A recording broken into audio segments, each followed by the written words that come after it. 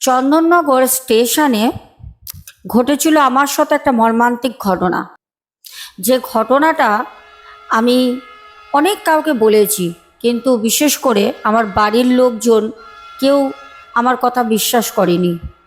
কিন্তু আমি প্রত্যক্ষ প্রমাণ আমার বাড়ির লোককে আমি দিতে পারি। সত্যি কথা বলতে, আত্মা এমন একটা জিনিস যাকে ফিল করা যায়। যদি আত্মা না চায়, তাহলে আত্মা কখনোই তোমার সম্মুখীন আসবে না। শুধু অনুভূতিতেই তুমি বুঝতে পারবে তোমার চারপাশে কিছু একটা ঘটছে অথবা ঘটতে চলেছে। Welcome back to my channel. সবাই কেমন আছো? আশা করি সবাই খুব খুব ভালো আছো। আমিও খুব ভালো আছি।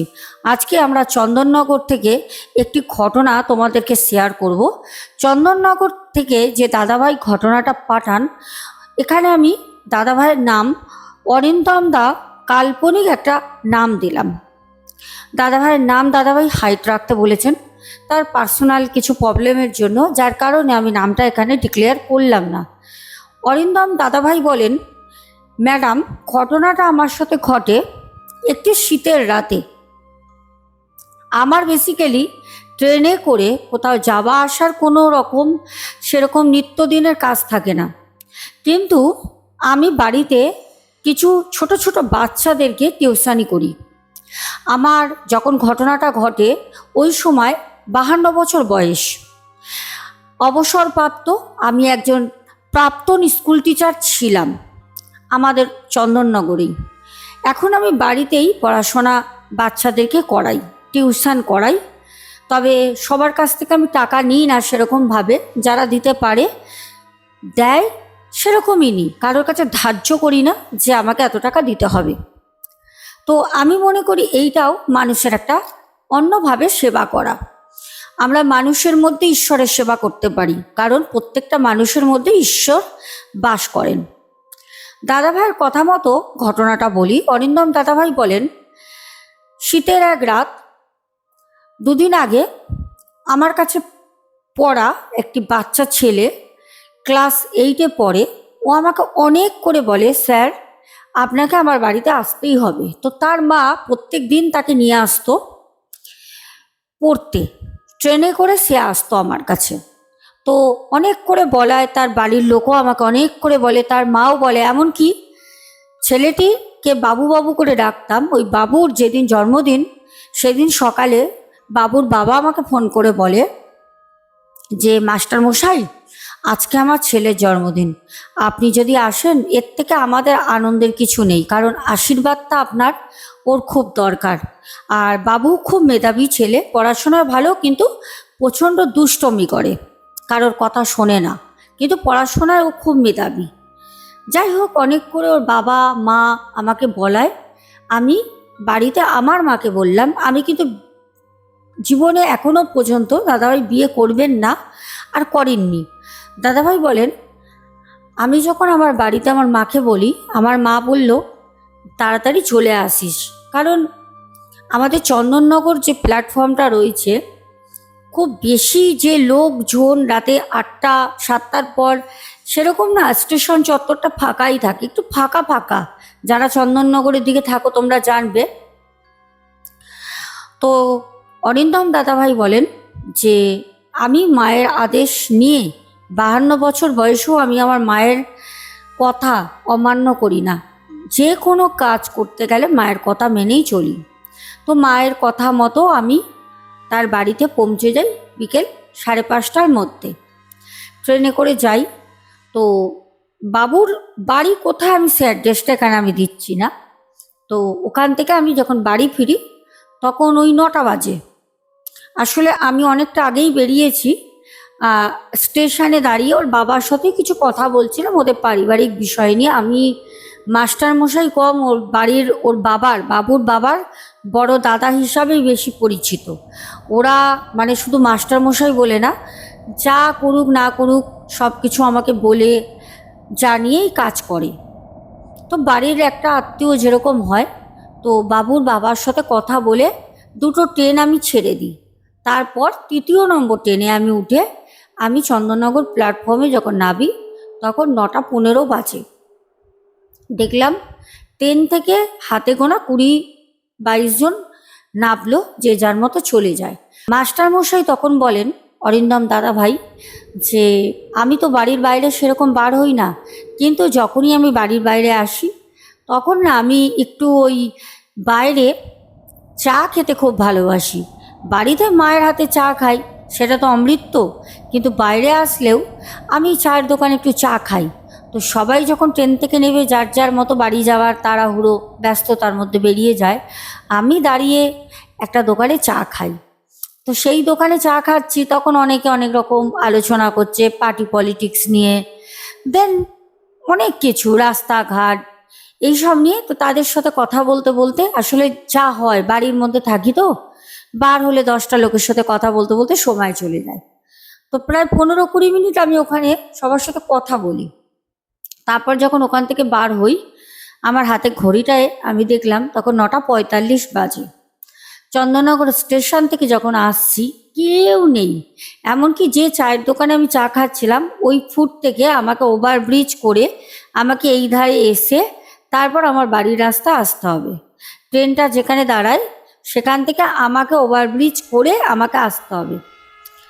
তো সত্যি কথা বলতে, যখন আমি ওভারব্রিজে উঠছি, আমার পেছনে একটি মেয়ে, অল্প বয়স্কা, মুখে একটা কাপড় বাঁধা। আমরা ট্রেনে বাসে অনেক এরকম দেখি ছোট ছোট বাচ্চা মেয়েরা, দিনের বেলা রোদের কারণে, ধুলো বাতাস না লাগার কারণে, যাতে স্ক্রিনটা জ্বলে না যায়, কাপড় বাঁধা থাকে। রাত 9:45 ঘড়িতে টাইম, শীতের রাত।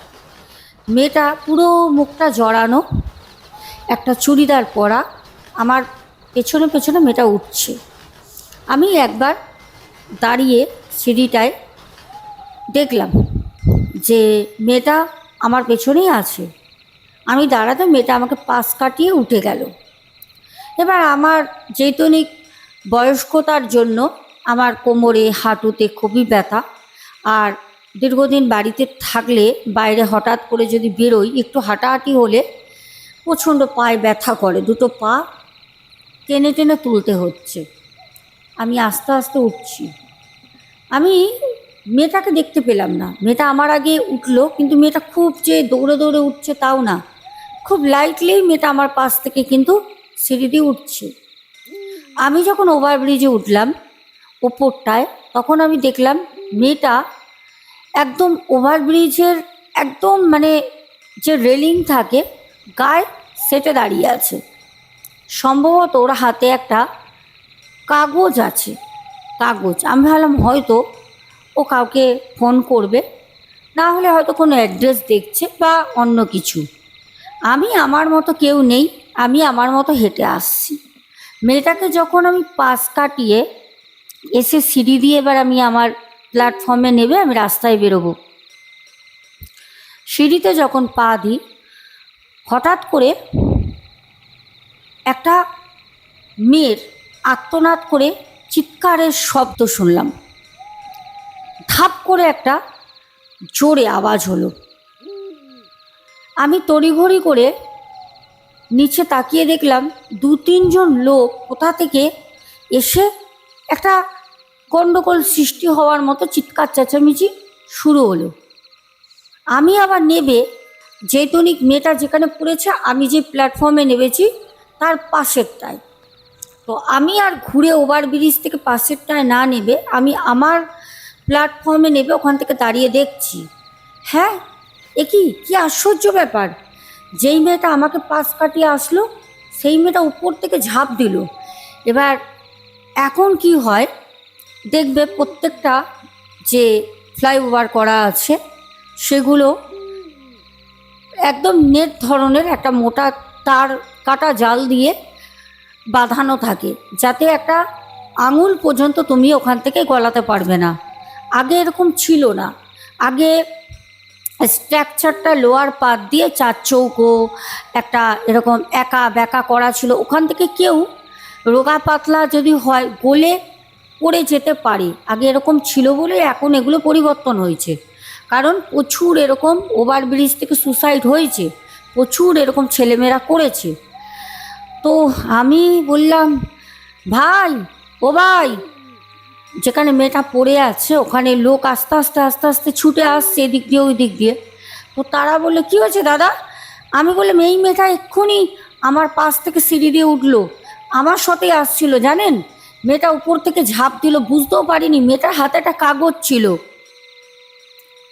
তারা আমার কথা শুনে ওখানে খোঁজাখুঁজি শুরু করলো। একজন একটা কাগজ কুড়িয়ে পায়, সেই কাগজটা তুলে ওর মধ্যে লেখা ছিল, আমি আমার নিজের ইচ্ছায় আমার প্রাণ আমি উৎসর্গ করলাম, এর জন্য কেউ দায়ী নয়, এটা লেখা। আর আর একটা অপর সাইড পিঠে তার বাড়ির হয়তো সম্ভবত মা বাবার ফোন নাম্বার দেওয়া। সবাই তখন বলল যে দাদা ধন্যবাদ, আপনি বললেন বলে হয়তো মেয়েটার বাড়ির লোকের ঠিকানা পাওয়া গেল, এখানে একটা নাম্বার লেখা, আর মেয়েটা নিজের ইচ্ছায় সুসাইড করেছে সেটা লেখা আছে।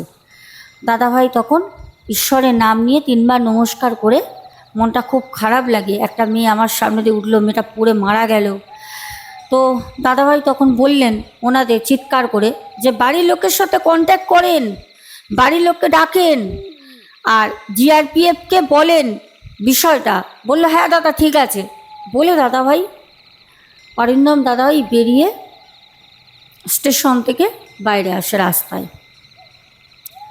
তো অনেকেই তখন বলছে কি হয়েছে কি হয়েছে, একটা মেয়ে কাটা পড়েছে। বলছে না না না, কাটা পড়েনি, মেয়েটা সুসাইড করেছে। দাদাভাই তখন ওখানে দাঁড়িয়ে সবাইকে বলে যে আমি যখন উঠছিলাম আমার সাথেই মেয়েটা উঠছিল, তারপরে একটা হাতে কাগজ নিয়ে মেয়েটা ওই উপরে রেলিংয়ের পাশে দাঁড়িয়েছিল। আমি যখন ওখান থেকে এসে সিঁড়ি দিয়ে নামবো, আমি আমার প্ল্যাটফর্মে পা দিই, তখন একটা ধাপ করে আওয়াজ হয়, সব ঘটনাটা বিস্তারিত জানায়। তখন তারা বলিস কী অবস্থা, এখন ছেলে মেয়েগুলো মা বাবা কারোর কথা ভাবে না, কিছু হলেই সুসাইড, এইটাই হচ্ছে ওদের মানে রাস্তা। লড়াই করার মতো না আজকালের জেনারেশনের কোনো চেষ্টা নেই, কিছু হলে মরে যাই, মরাটা খুব সহজ, মরে যাই, মরে গেলে হয়তো ঠিক হবে। ভাবলো না তার বাড়িতে কে আছে না আছে, কি ব্যাপার, কিসের জন্য সে মারা গেল, তার বাড়ির লোকের কি হবে, এইসব কথা বলতে বলতে আমি ওখান থেকে একটা অটোতে বসি। অটোতে বসে আমি আমার বাড়ির যেখানে গন্তব্যস্থল গিয়ে পৌঁছলাম। তখন রাত প্রায় 11টা বাজে। বাড়ির লোক রীতিমতো আমাকে খুব বকা দেয়, বিশেষ করে আমার মা। আমার মা আজও আমাকে বকা দেন, আমার মাকে ছাড়া আমি কিছু ভাবতেই পারি না। আর আমি বিয়ে করিনি একটাই কারণে, যে আমার বউ এসে যদি আমার মাকে কষ্ট দেয়, আমার বউ এসে যদি মায়ের সাথে খারাপ ব্যবহার করে, না বউ ফেলতে পারবো না মা ফেলতে পারবো, ওর থেকে ভালো আমি আমার জন্মদাত্রী মায়ের সাথেই সারাটা জীবন থাকি। বিয়ে করে কি হবে, বিয়ে মানেই তো বংশবৃদ্ধি, নাই করলাম। এমনিতে আমাদের পশ্চিমবঙ্গে বংশবৃদ্ধি তো কম হচ্ছে না, একটা মানুষের যদি বাচ্চা নাই হয় তাতে কি আর অপরাধ হবে। আর আমার শেষ বয়স, ঈশ্বর যখন আমাকে সৃষ্টিকর্তা সৃষ্টি করেছেন, আমার শেষ সময়টাও সৃষ্টিকর্তাই বুঝবেন। দাদাভাইয়ের এটা হচ্ছে কথা। দাদাভাই বলেন, মা বকা দিলেন, চুপ করে শুনলাম। আমার বাবা নেই, মা আছেন, আর আমার বড় দাদা আছেন, দাদার বউ, দাদার 2 বাচ্চা আছে, একটি ছেলে একটি মেয়ে। তারা পাশাপাশি থাকে, সেরকমভাবে আমাদের সাথে খুব একটা দাদা ভাইয়ের যে ঘনিষ্ঠতা খুব মিল সেরকম না, ওই নামেই দাদা ভাই আর কি। মায়ের পেটের আমার দাদা, বড় দাদা। দাদা শুনে বলল, কী রে, চিন্তা হয় না? হ্যাঁ, বাড়ির বাইরে থাকিস, একটা জন্মদিনে যাবি বলে রাত 11টা করে দিলি, দুপুরবেলা বেরিয়েছিস বাড়ি দিয়ে, কী রে, মায়ের কষ্ট হচ্ছিল? হ্যাঁ, আমি তখন দাদাকে বললাম, মায়ের কাছে তো ফোন নেই, তোর কাছে তো ফোন ছিল, একটা ফোন করতে পারতিস। তখন দাদা বলল, ফোন করতে পারতাম, আসলে আমার ফোনে 2 দিন ধরে না রিচার্জ করা হচ্ছে না, টাকাই নেই, তোকে ফোন করবো কি। এবার বৌদির আছে ফোন, এবার বৌদি বোঝাই যাচ্ছে ফোন করতে দেয়নি বা আগ্রহী না, নাহলে বৌদি তো বলতে পারতো যে যে আসছে না তোমার ভাই, একটা কল করো। সেও বলেনি, দাদাও করেনি, বুঝতে পারলাম, আর কিছু বলিনি। তো যাই হোক, বসে আছি বাড়িতে, মা আমাকে খেতে দিলেন রাতের বেলা, ভাত খাই আমি, মাও ভাত খান, কখনো মা রুটি খান, কখনো মুড়ি খান, আমি ভাত খাই। তো মা আমাকে ভাত দিল, ডিম ডিমের আর কি ঝোল করেছিল। তো বরাবরই আমার ডিমটা খুব পছন্দের, আমি খাচ্ছি। মা আমাকে সামনে বসে খুব মুখ ঝুঁক করছেন, বকাবকি করছেন। তো মাকে আমি আর ভেঙে বিষয়টা বলিনি। তা আমি গিয়ে চুপচাপ শুয়ে পড়ি। মাকে বললাম, মা দেরি হওয়ার কারণটা আমি সকালে বলবো, যাও শুয়ে পড়ো। আমার মা শুতে চলে যায়, আমি আমার ঘরে গিয়ে শুই। তা আমার কোথাও কি যেন ঘুম আসছে না। ওই যে মেয়েটাকে দেখেছি, চোখ দুটো তো দেখেছি, মুখটা বাঁধা ছিল, চিনতে পারিনি মুখটা। ওইটাই একটা কৌতূহল হচ্ছে যে মেয়েটাকে দেখতে কেমন ছিল, চোখ দুটো দেখেছি। মানে হয় না একটা মানুষ, মানে আধা আধুরা, মেয়েটাকে দেখেছি, একটা জানি না কেমন একটা লাগছে। ইস, কার বাড়ির মেয়ে, কি আমি চিনি, আমি কি চিনতাম, এখানেরই হবে আশেপাশে, নানা রকম ভাবতে ভাবতে বইটা রেখে চোখে ঘুম আসে বই পড়লেই, নাহলে ঘুম আমার সহজে আসে না, বয়স হয়েছে তো। তো শুয়ে পড়ি, ঘুমটাও আসে, ঘুমিয়ে পড়ি। হঠাৎ চামড়া পচা যেরকম গন্ধ বেরোয়, চামড়া, কোনো চামড়া পচে গেলে ঠিক একটা চামড়া পচা, পোড়া না, পচা গন্ধ বেরোচ্ছে। আমি উঠে বসে চশমাটা চোখে দিয়ে আমি ঘরে লাইটটা অফ ছিল, অন করলাম, করে আমি দেখছি এরকম একটা পচা চামড়া, পচা কোনো পশু টুসু মারা গেছে কি দেখছি। কিন্তু আমার মা তো প্রত্যেক দিন ঘর পরিষ্কার করে, এটা তো সম্ভব না। আমার মা খুব পরিষ্কার পরিচ্ছন্ন একজন আমার মা। আমি দেখলাম যে না, ঘরে তো কোনো রকম কিছু মরেনি বা পচেনি, ওরকম কিছু না। রান্নাঘরে বেরিয়েও দেখলাম না, ফ্রিজে আমাদের মাছ আনা থাকে না, কারণ আমার মা ওসব পছন্দ করেন না। কিছু রান্না হলে দিনের দিন আনো, দিনের দিন খাও। তো ফ্রিজে তো মাছ মাংস কিছুই থাকে না, নেইও। তো রুমে যখন ফিরে গেলাম আমার, তখন আমার রুমের বসে আছি, কিন্তু কোনো দুর্গন্ধ আর বের হচ্ছে না। শুয়ে পড়লাম। প্রথম দিন রাতে এরম করে কাটলো, ঘুমটা আমার ঠিক মতো হয়নি। আবারও ঘুমটা ভাঙার পর ওই মেয়েটার কথাই মনে পড়ছিল। পরের দিন সকালে মাকে বাজার যাব বলে ব্যাগ নিয়ে, টাকা নিয়ে যখন বাজার যাই, একদম মানে ওই স্টেশন বাজার খুব কাছাকাছি, আমি যে জিনিসটা আনতে যাই, তখন আমি স্টেশনে গেলাম। গিয়ে কটা দোকানে আমি জিজ্ঞেস করলাম যে দাদা, এরকম রাতের বেলা কালকে একটা মেয়ে তো সুসাইড করেছে, জানেন? বলছে, হ্যাঁ দাদা শুনেছি, কাল তো আমি দোকান বন্ধ করে চলে গেছি ঠান্ডার কারণে, শীতকাল তো, শীতের সময় অত লোকজন থাকলে খোলা থাকে। প্রথমেই বললাম একটু ফাঁকা ফাঁকা থাকে চন্দননগর স্টেশনটা, তো দোকান দুটো একটাই খোলা ছিল। তো বলে আমার দোকান বন্ধ ছিল, আমি সকালে এসে জানলাম এখনো ওই রক্তের যে ছাপ, উপর দিয়ে যে মেয়েটা সুসাইড করেছে ঝাঁপ দিয়ে, তার রক্তর ছাপটা এখনো রয়েছে, ঠান্ডায় জমে আছে। তো আমি বললাম, ইস, কোথাকারের মেয়ে, কিছু জানতে পারলেন? চায়ের দোকানে দাদাকে বলি, বললো না দাদা ওসব জানতে পারিনি, বিষয়টা এই তো সবে দোকান খুলেছি, দেখি বেলা হোক, আপনি যদি ইচ্ছুক থাকেন জানতে তাহলে অন্য সময় আসবেন, আমি ওই 7টা-8টার দিকে দোকান বন্ধ করে দিই, তার মধ্যে আসবেন। আমি বললাম ঠিক আছে, হয়তো আজকে আর বেরোবো না, আমার পড়া আছে তো, বাড়িতে টিউশনি করাই ছোট ছোট বাচ্চাদের, হয়তো 2-3 দিন পর আসবো খবর নিতে মেয়েটার জন্য।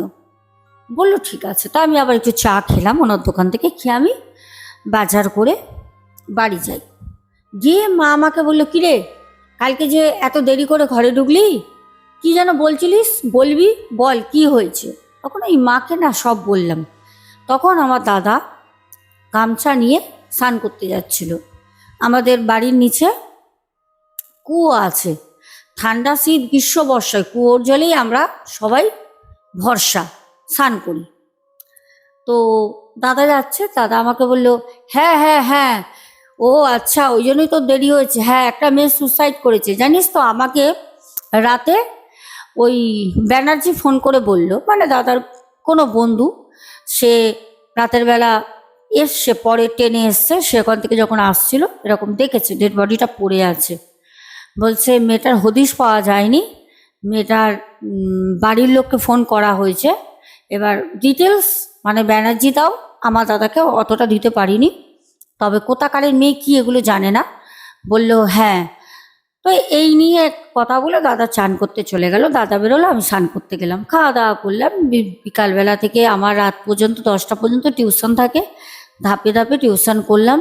রাতের বেলা ভাত খেলাম, মাছ এনেছিলাম, মাছ দিয়ে ভাত খেয়ে শুয়ে পড়ি। আমি জানি না কেন, কিসের জন্য, কি কারণে আমার সাথে ঘটনাগুলো ঘটলো, আমি জানি না, আমি কিছুই জানি না। আমি ঘুমাচ্ছি, হঠাৎ করে ঘুমটা ভাঙলো, কারণ ঘরের মধ্যে একটা খটখট করে 2-3 বার শব্দ হলো। আমার ঘুম তো এমনি হয় না, তার মধ্যে আমার ঘুম খুব হালকা। ঘুমটা ভাঙতে আমি চোখটা খুললাম, খুলে আমি চারপাশে দেখি, হঠাৎ করে বুকটা চমকে উঠল।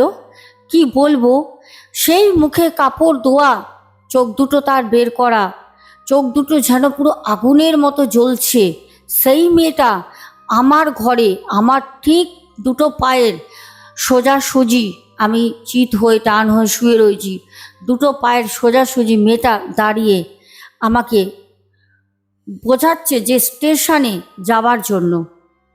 আমি প্রথমে অবাক হয়ে চিৎকার করে অজ্ঞান হই। আমার যখন জ্ঞান ফেরে তখন দেখলাম আমার দাদা, বৌদি নেই, দাদা রয়েছে, দাদার মেয়েটা রয়েছে, আর এদিকে আমার মা। মা তো কাঁদছে। তখন প্রায় ভোর হচ্ছে, বাইরে হালকা হালকা আলো ফুটেছে, পাখির কোলাহল কানে আসছে। মা আমাকে বলল, কি হয়েছিল বাবা তোর, কি হয়েছিল তোর অরিন্দম, কি হয়েছিল বল না বাবা, তুই চিৎকার করে, তোর একদম হুঁশ জ্ঞান ছিল না, কি হয়েছিল? ভাবলাম মায়ের বয়স হয়েছে, মাকে কি বলবো, আমি চেপে গেলাম, কিছু বললাম না। দাদাকে বললাম, মাকে বললাম, মা একটু গরম গরম চা দাও তো মা। মা ছুটতে চা করতে গেল, দাঁড়া বাবা, চা আনছি আনছি দাঁড়া। আমি দাদাকে বললাম, দাদা বললে কি হয়েছিল তোর? দাদাকে আমি সবটা বলি। দাদা বললে, কি রে, মেয়েটা মারা গেল ওখানে, মেয়েটাকে তুই চিনিস না, জানিস না, কোনো সম্পর্ক নেই, মেয়েটা তোকে স্টেশনে যেতে বলছে কেন? আমি না সেদিনকে বিকালবেলা স্টেশনে গেলাম, একদম স্বাভাবিক স্টেশন, ট্রেন আসছে, লোক যাচ্ছে, লোক ট্রেনে উঠছে নামছে, বাড়ি যাচ্ছে। আমি চায়ের দোকানে গিয়ে বসে আছি, সকালে যেখান থেকে চা খেয়েছি আগের দিন। তো উনি বলল, দাদা ওই মেয়েটার বাড়ি কোনো একটা জায়গায়, নামটা বলছি না, বলল এখানে। আমি বললাম, আচ্ছা আচ্ছা। বললো মেয়েটার বাড়ির লোক এসেছিলো, আসলে মেয়েটা কোনো একটা সেলসের কাজ করতো মেয়েটা, তা প্রচুর টাকা সেলসের কাজে মেয়েটার কাছে ধার হয়ে যায়। মেয়েটার বাড়িতে সংসার চালানোর জন্য, এবার সেলসের কাজ হলে কি হয়, যারা কসমেটিক সেলস করে, বড় বড় মল, বড় বড় দোকানে, তাদের সাথে না বহু বছর, মানে দীর্ঘ বছর কাজ করতে করতে একটা, মানে কি বলবো, পরিচয় হয়ে যায়। তো মেয়েটার সাথে এরকম পরিচয় হয়েছিল কিছু দোকানের। মেয়েটা তার বাড়ির পারিবারিক সমস্যা বলে, একটা মেয়ে গরিব অসহায় কাজ করে খাটে, তাদের কাছ দিয়েও 20, কারো কাছে 50 এরকম টাকা নিয়েছিল। এবার মেয়েটা ভেবেছিল যে আমি কাজ করে করে একটা সময় একটা বড় পদ পাবো, একটা সময় গিয়ে আমি তাদের টাকাগুলো দিয়ে দেবো। এবার যেখানে সেলসের কাজ করতো, যখন সব জায়গায় টাকা পায়, মেয়েটার কাছে চাইছে, তখনই ওই সেলসের যে হেড অফিস, ওখানে কোনোভাবে কথাটা চলে যায় যে মেয়েটা কাজের নাম করে ওর বাড়ির সত্যি খারাপ অবস্থার জন্যই টাকা নিয়েছিল, এমনি ফুর্তি করার জন্য না। কিন্তু হেড অফিস থেকে মেয়েটাকে কাজ থেকে বরখাস্ত দিয়ে দেয়, বলে যে তুমি এরকম করে লোকের কাছ থেকে বিশ্বাস নষ্ট করছো, এরকম নিচ্ছ, কাজ তোমার কাল থেকে কাজে আসতে হবে না। মেয়েটা অনেক করে বোঝায়, আকুতি বিকুতি করে, কাঁদে, হাতে পায়ে ধরে, তারা কিন্তু একটা লেটার হাতে ধরিয়ে দেয়। মেয়েটা খুব একটা নামি দামি কোম্পানিতেই কিন্তু সেলসের কাজ করতো। মেয়েটা ডিপ্রেশনে সুসাইড করে, যেটা বাড়ির লোকের কাছে জানা যায়। তাহলে মেয়েটা আমাকে কেন রাখছে?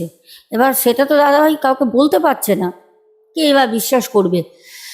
দাদাভাই কিছু আর না বুঝে পেরে বাড়ি চলে আসে, বলছে আমি 2 দিন না বাচ্চাদের পড়াতে পারিনি ম্যাডাম, পড়াতে পারিনি। বাচ্চারা আসলে আমি ছুটি দিয়ে দিতাম, 8 ঘন্টা 10 মিনিট পড়িয়ে ছুটি দিয়ে দিতাম। আমি ভয় পাচ্ছি, রাতের বেলা ঘুমাতে পারতাম না। মেয়েটা এসে আমাকে শুধু একই কথা বলতো, যে আপনি স্টেশনে আসেন দাদা। আমি একদিন ভাবলাম যে স্টেশনে আমি তো যাই, কিন্তু আমি তো কিছু খোঁজ পাই না। আমাকে মেয়েটার আত্মা এসে স্টেশনে কেন যেতে বলে? হঠাৎ একদিন সকালবেলা উঠে আমি মানে একটা স্বপ্ন, ঘুম ভাঙার আগে আমি পাই, যে স্বপ্নটা আমার মনে নেই, স্বপ্ন তো মনে থাকে না মানুষের।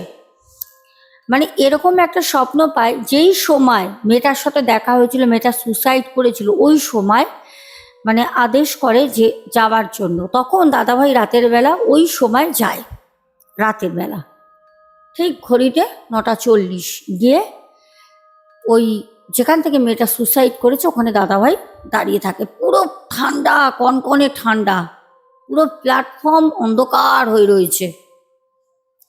দাদাভাই বলে ওই একটা মুহূর্ত আমি কাউকে বলে বোঝাতে পারবো না। আমার দাদাকে আমি লুকিয়ে নিয়ে গেছিলাম, কারণ আমার দাদা প্রথম থেকে বিশ্বাস করছিল না যে তোর সাথে কি আছে, সে সুসাইড করেছে, সে তোর পাশ থেকে উঠে এসছে, উপর দিয়ে পড়ে মারা গেছে, তোকে কেন ডাকবে, তোকে কেন দেখা দেবে? তাই দাদাকে লুকিয়ে নিয়ে যাই। আমি যখন ওভারব্রিজে দাঁড়িয়ে থাকি, দাদা ওভারব্রিজের সিঁড়ির ওখানে একটা ঘুমটির পাশে লুকিয়ে সবটা দেখে। দাদাও দেখে যে ওই মেয়েটা আমার কাছে আসে, আর ওই মেয়েটার পিঠে একটা ব্যাগ ছিল, যেই ব্যাগটা ওই মেয়েটা আমার পায়ের কাছে রেখে কোথাও ভ্যানিশ হয়ে যায়। হয়তো পৃথিবীতে অনেক কিছু ঘটে, কিন্তু মানুষ বিশ্বাস করে না যতক্ষণ তার সাথে না ঘটে।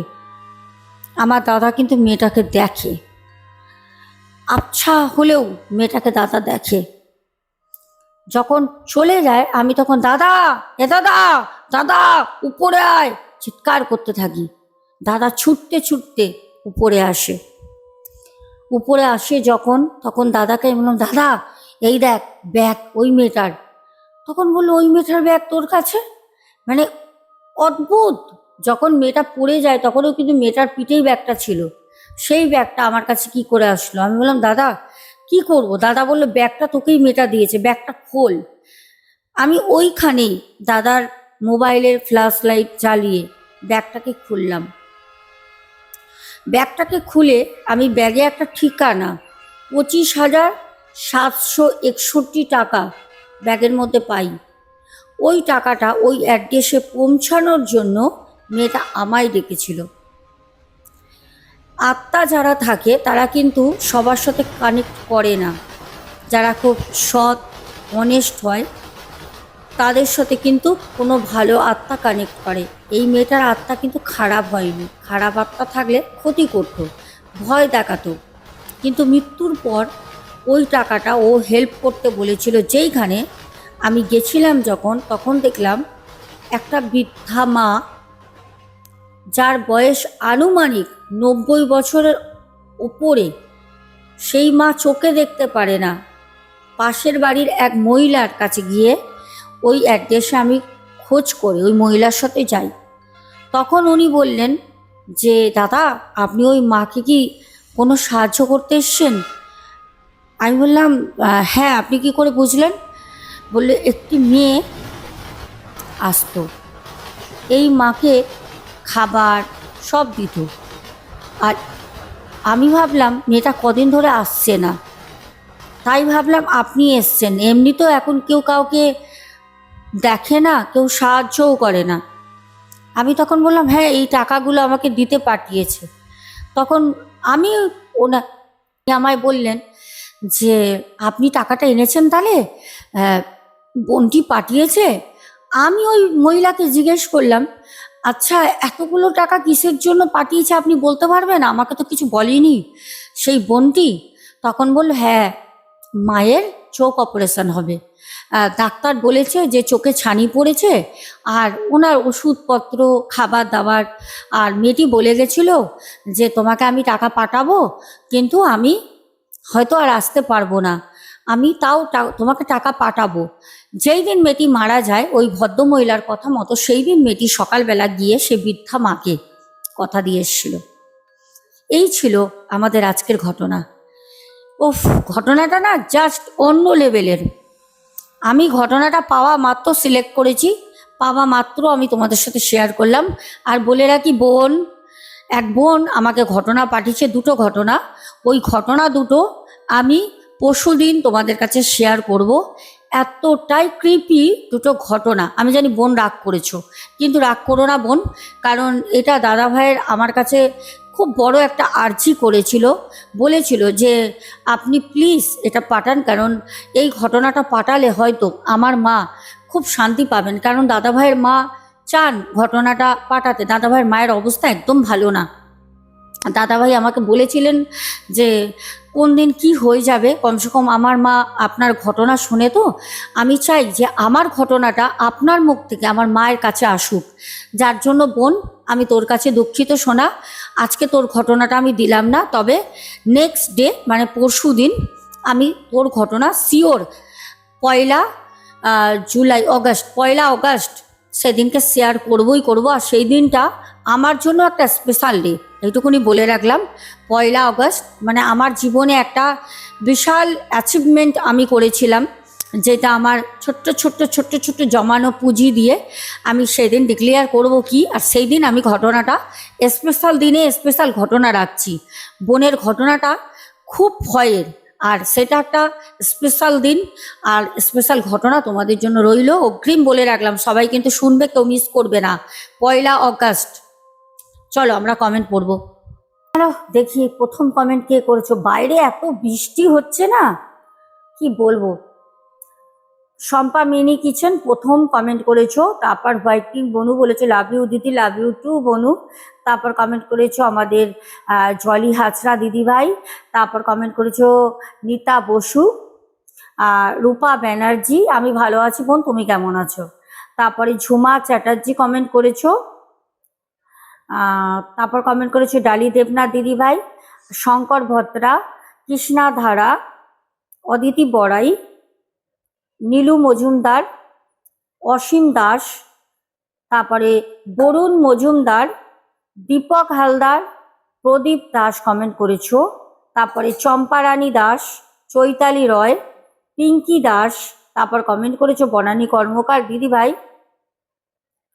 আচ্ছা, অজয় শঙ্কর মণ্ডল দাদাভাই কমেন্ট করেছেন। খুব ভালো লাগে, কমেন্ট করতে থাকবেন সত্যি। আর ভিডিওগুলো অবশ্যই আত্মীয় পরিজন নিজেদের মধ্যে শেয়ার করে দেবেন, আর লাইক করতে কিন্তু একদম ভুলবেন না। আচ্ছা, তারপরে হচ্ছে আমাদের বাংলাদেশ থেকে মিম কমেন্ট করেছো, সোমা কমেন্ট করেছো দাস পরিবার থেকে, অমিত দুবে কমেন্ট করেছো। তারপরে সঙ্গীতা দিদিভাই, প্রিয়াঙ্কা দাস, সুনিতা চন্দ্র দিদিভাই, সুজাতা দাস, রূপা দে, হোয়াইটিং বনু, দেবস্মিতা রয় বিদ্যা, রাজীব জয়সওয়াল, চৈতালি চক্রবর্তী, তারপর সিদ্ধার্থ পুরকায়স্থ, এস কে কালিম দাদাভাই। অনেকদিন পর কেমন আছেন দাদাভাই অবশ্যই জানাবেন। তারপর কিষাণু মান্না কমেন্ট করেছো। তারপরে কমেন্ট করেছো সুমনা ভট্টাচার্যা, গোপাল দাস, শ্রাবণী হাজরা। আচ্ছা, তারপরে সিরাজুল মল্লিক কমেন্ট করেছো, দীপক হালদার, বরুণ মজুমদার কমেন্ট করেছো। আচ্ছা, শম্পা মিত্র, পাপ্পু দে ভাই, সৈনী রয়, আয়ান হালদার, সুদীপ্ত ব্যানার্জি, আর মৌয়া পল। অনেকদিন পর মৌয়া তুমিও কমেন্ট করলে, খুব ভালো লাগলো। তোমাদের অসংখ্য অসংখ্য ভালোবাসা রইল আমার তরফ থেকে। সবাই খুব ভালো থেকো। বড় মায়ের আশীর্বাদ তোমাদের সবার পরিবারের উপর, সবার উপরে থাক। সর্বদা বিপদ আপদের হাত থেকে তোমরা মুক্তি থাকো, এটাই আমি চাইবো। কারোর জীবনে যেন কোনো রকম অঘটন না ঘটে। এখনের মতো আসবো, দেখা হবে অবশ্যই আগামীকাল সোনা কথায়। সোনা কথার ঘটনাগুলো কিন্তু দারুণ ভয়ের, আর দারুণ দারুণ ঘটনা ওখানেও পাচ্ছি, কারণ তোমাদের ভালোবাসায় 4000 আমরা ওখানে পরিবার হয়ে গেছি। তো ওখানেও এখন অনেক অনেক অনেক বড় বড় আর ভালো ভালো ঘটনা কিন্তু আসতে চলেছে। সবাই চোখ রেখো। এখনের মতো শুভরাত্রি।